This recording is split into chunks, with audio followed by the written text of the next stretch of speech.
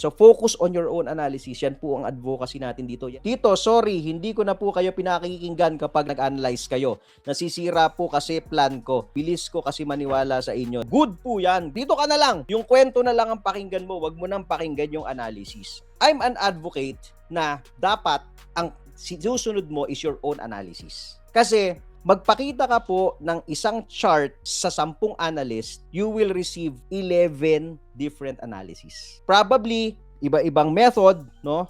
Pwedeng iba po kasi yung method na gamit ko. We're using Tipay, di ba? Tapos halimbawa, ang ginagamit nyo, SMC, and iba-iba din yung risk tolerance level natin, iba din yung risk profile natin. So, hindi nyo po pwedeng gawing basis of entry and exit yung analysis ng iba, kahit gaano po sila kagaling. Ang lagi nyo pong susundin is your own analysis. Kasi dyan lang po, that's the only way. That's the only way you're going to survive this game. The moment na isang tabi mo yung sarili mong analysis at i-prioritize mo yung analysis ng iba, kahit gaano pa siya kagaling, wasak na.